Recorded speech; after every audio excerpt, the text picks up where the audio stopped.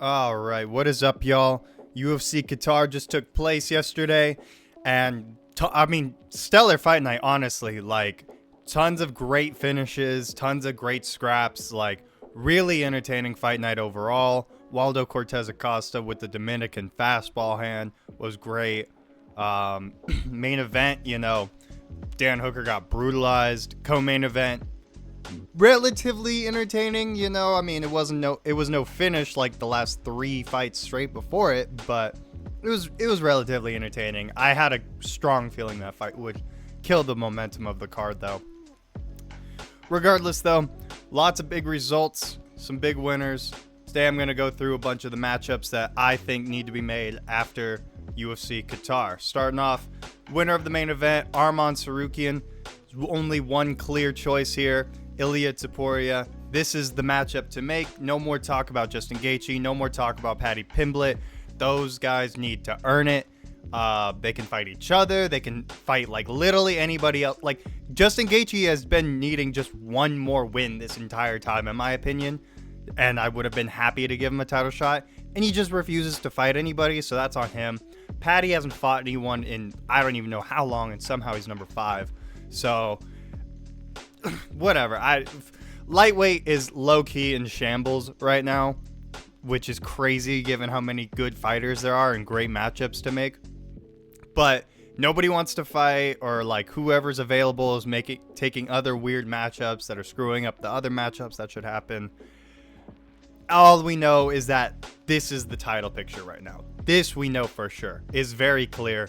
It's Arman versus Ilia. It's the only fight to make.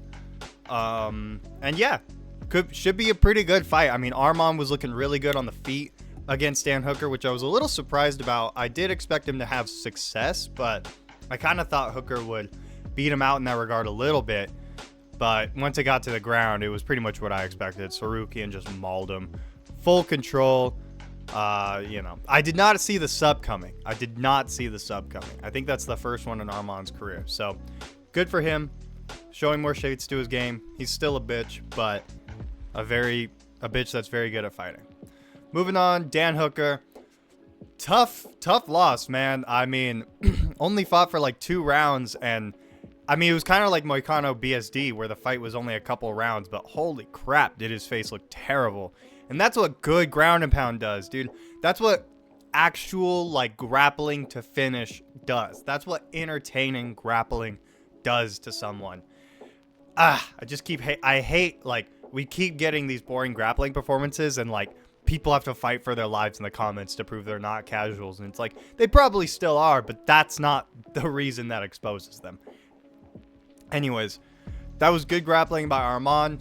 Hooker, he tried his guillotines. He had some solid moments on the feet, but the truth of the matter was he should have never been in there with Arman. He should have never been fighting really any higher than he has.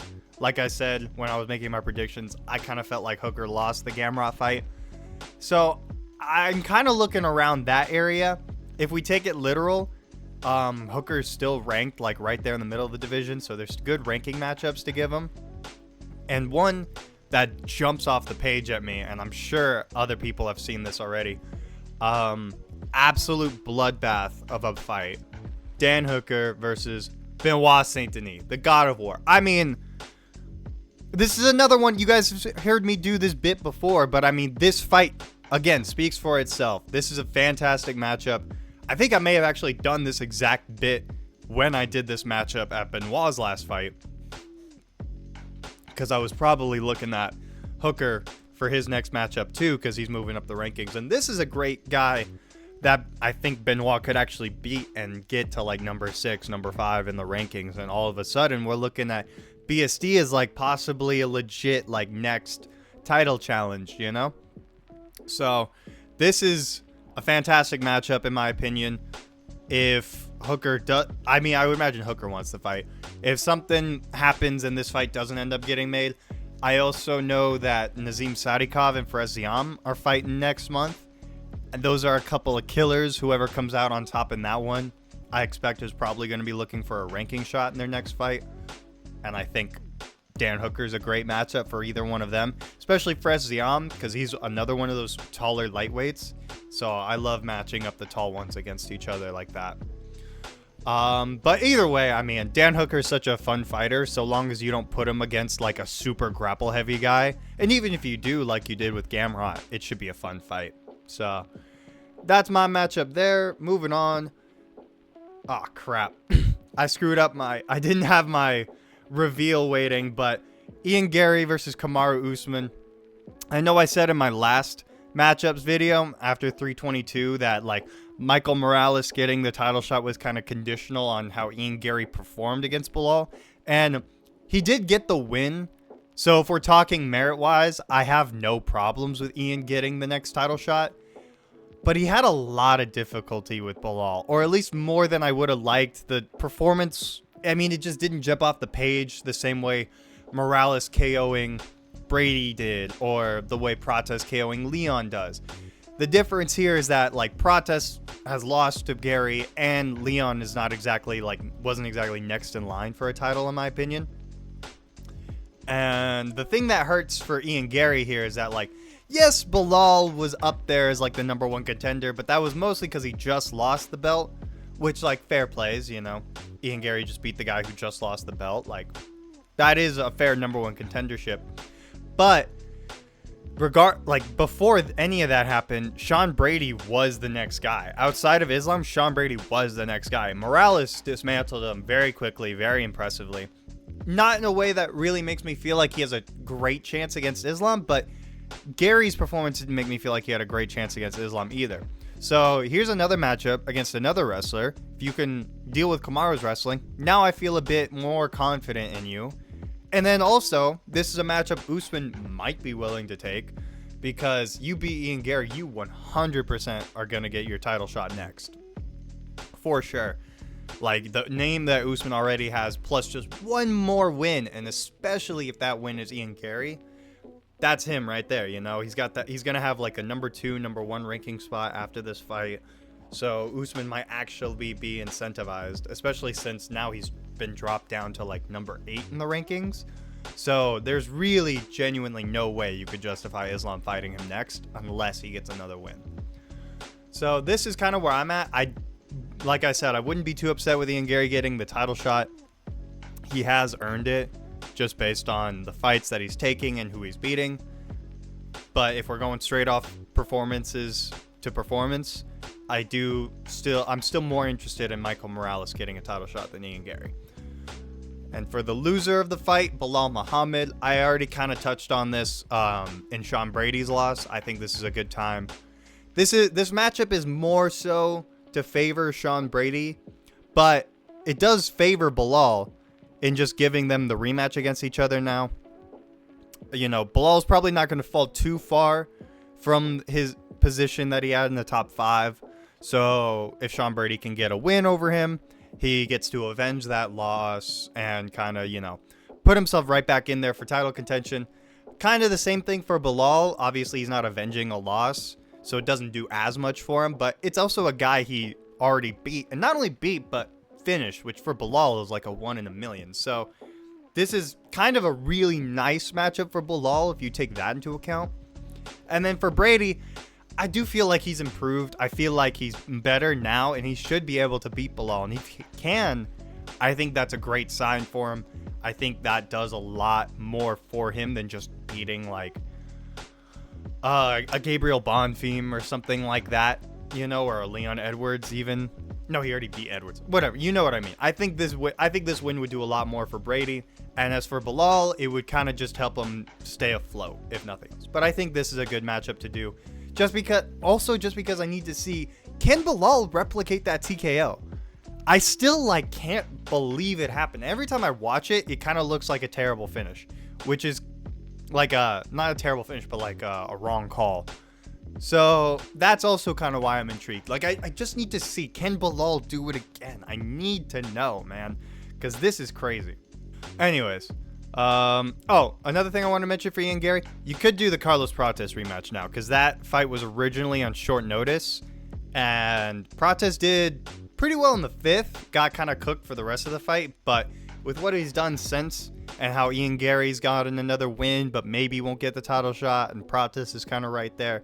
I feel like it could be a good time, although it was only one fight ago for Ian Gary, so we'll see. I don't love that matchup, but you could do it. So it's there.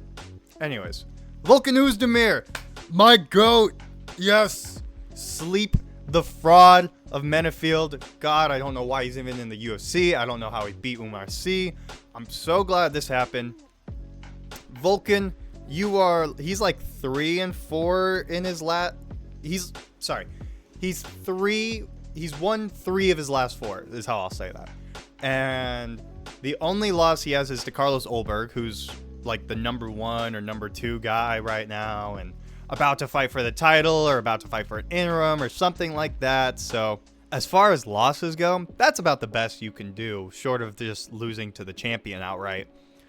So I'd like to give my boy Volkan, I'd like to let him look up the division a little bit. And there's quite a few options that he could do. A lot of them rematches, actually. One that I like quite a bit is I'm looking at the Jan Blachowicz-Guskov fight happening next month. And I'm thinking they're fighting for like the number 5, number 6 spot in the rankings. Volkan's right there at like number 8, number 9. So like it's not a crazy jump for him, but I do think it's a good matchup. Blachowicz up here because he's the one I believe will probably win the fight. I'm kind of on the fence about that one still. And that's a great matchup because it's actually like new, something fresh. These guys haven't fought each other, surprisingly enough. And, a couple power punchers like these guys going at it. Somebody's going down. Unfortunately, probably Blachowicz, just because he doesn't have the athleticism to deal with Volkan anymore. But who knows? If he can get past Guskov, it's going to look really good for him.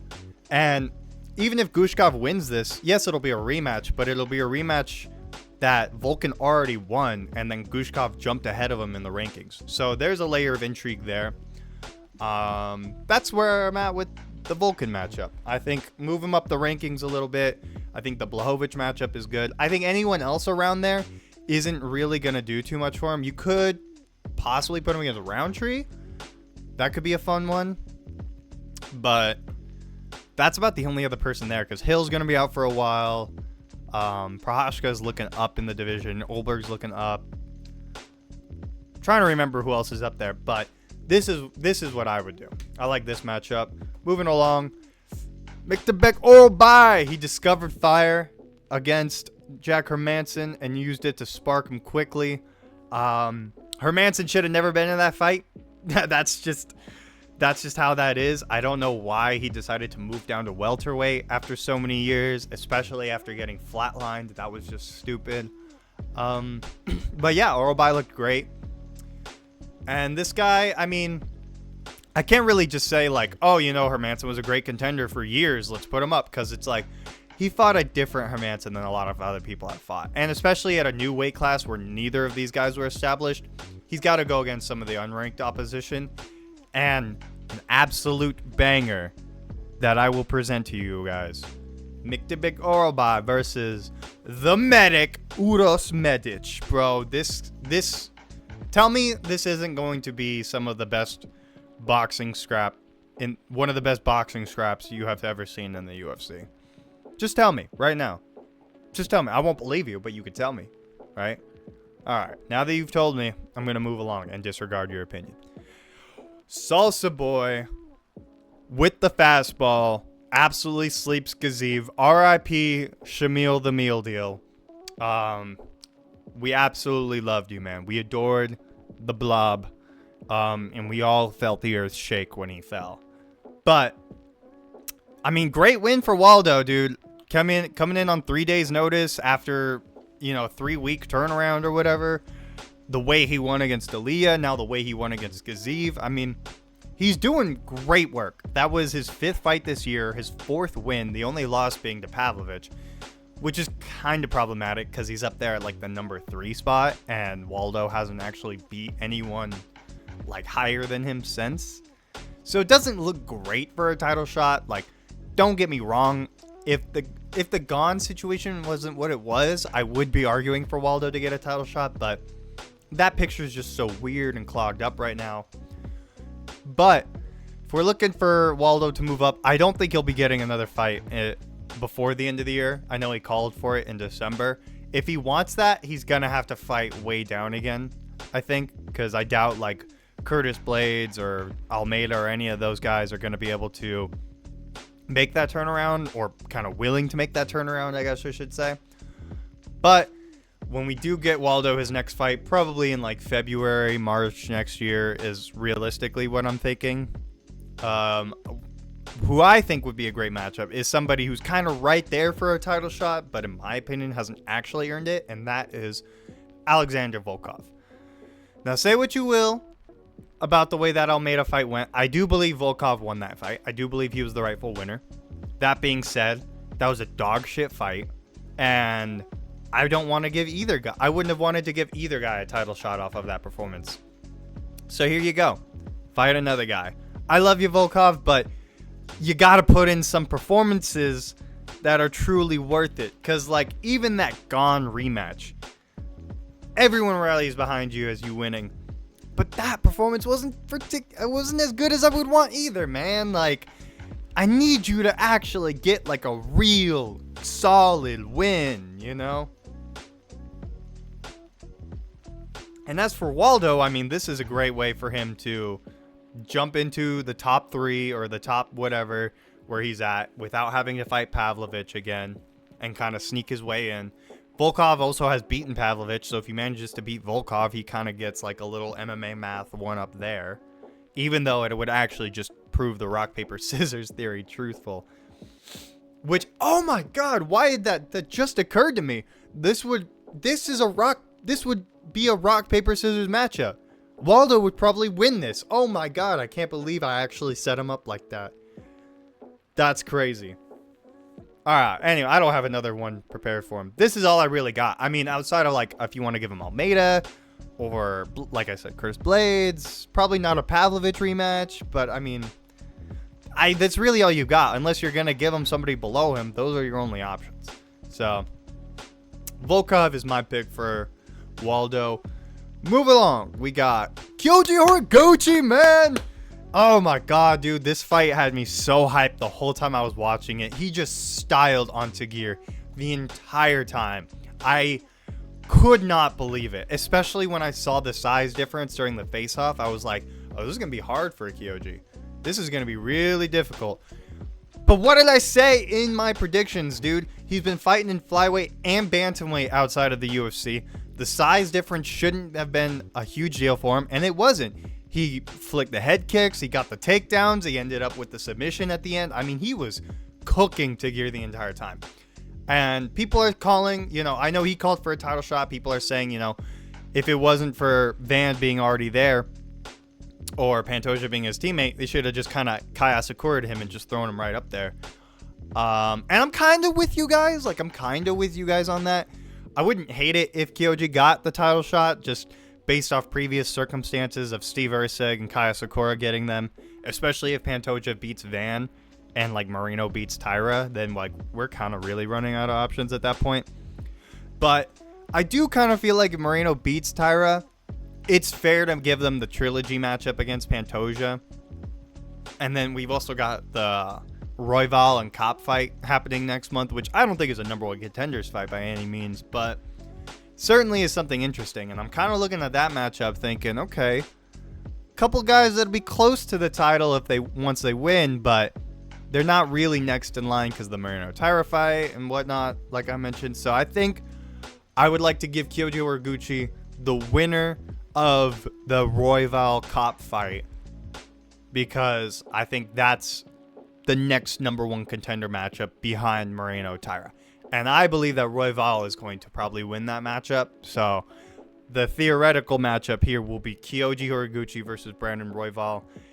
Kind of sucks he's just getting given another huge flyweight. I mean, Brandon Royval's like, what, 5'10", 5'11", which is insane for flyweight. So literally be like even more of a David Goliath situation than it was against Tagir, but it's just the way these things shake out sometimes, you know, man. Sometimes these guys just get the wrong style every time. But, I mean, he cooked Tagir, so who knows what'll happen, because I could totally see him styling on Royval in the grappling.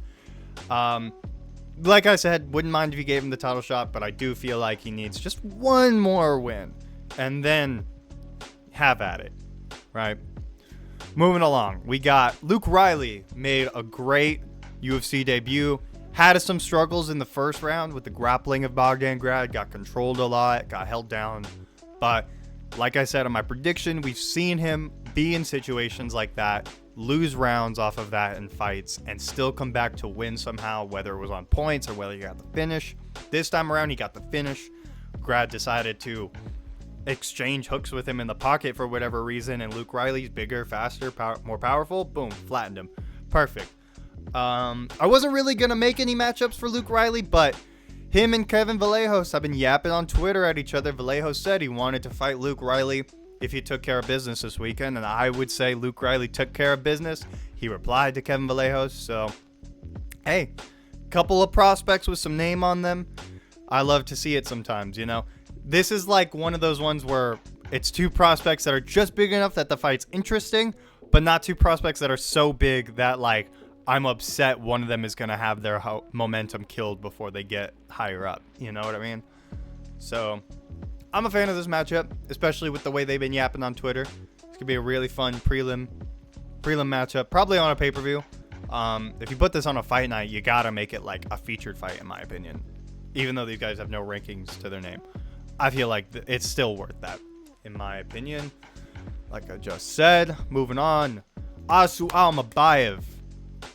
Crazy finish. Alex Perez was kind of cooking him, in my opinion. I don't know. I saw some mixed opinions on those round scorings.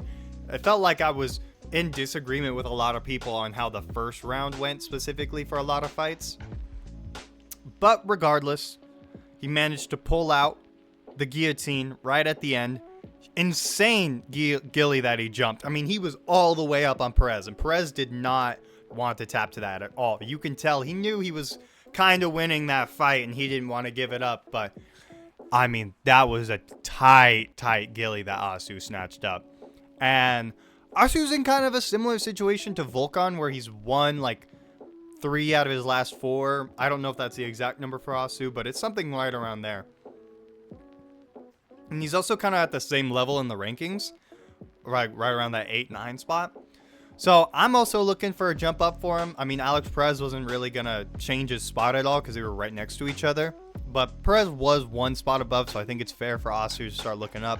His only loss so far is to Kopp, who, to be fair, is only like a couple spots above him. It's not the best loss, but I think, you know, I'm not upset against some movement, and specifically the kind of movement that I'm about to offer, because we need somebody to get Amir Albazi out of the top 5. This guy needs to be axed. He is the stain on the flyweight division. The fact that he is still up there in top 5 and Kai Kara France is not in the rankings anymore because he's taking a break is insane. We need to get Amir Albazi out of here. And that is my proposition to you. I need Asu Almabayev to finish or just beat Amir in some way, shape, or form.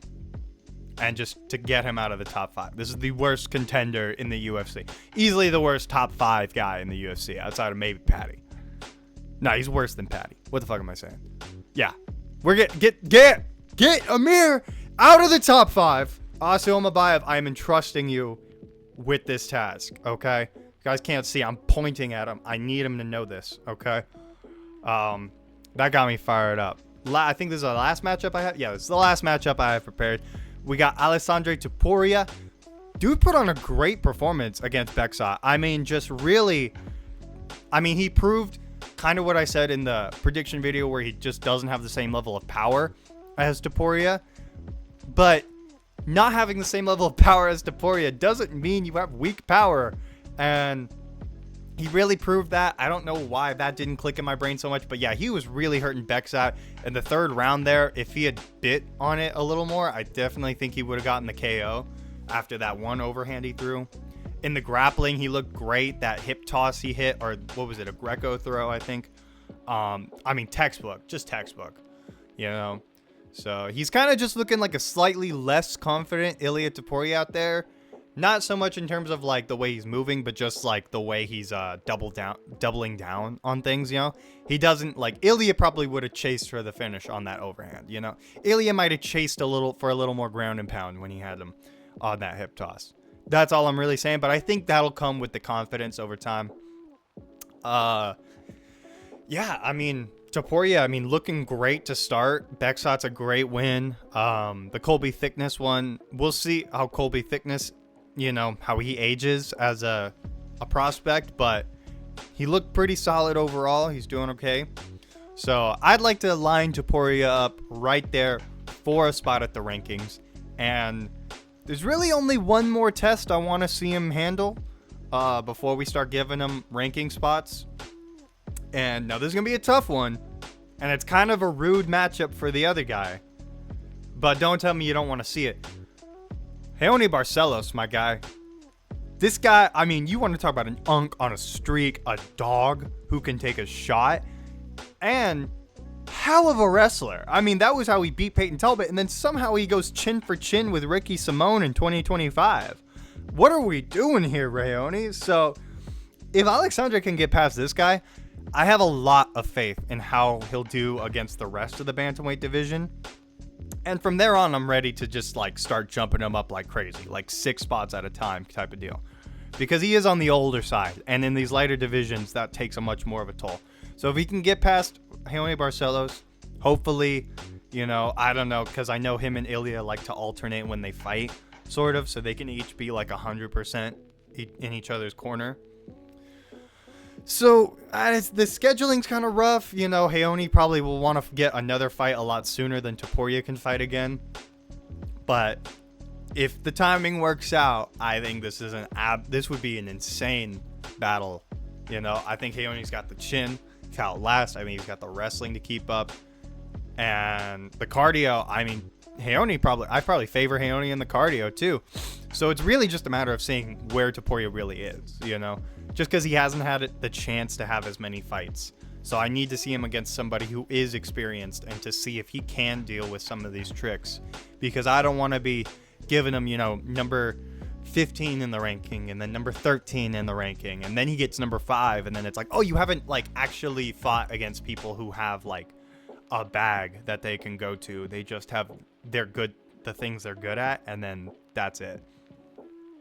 So yeah, I think this would be a banger. I think if Topuria can win this, then we're looking at somebody who's really a serious threat in this division. Not that the Bekzat fight doesn't show that, but this fight I think would truly solidify it.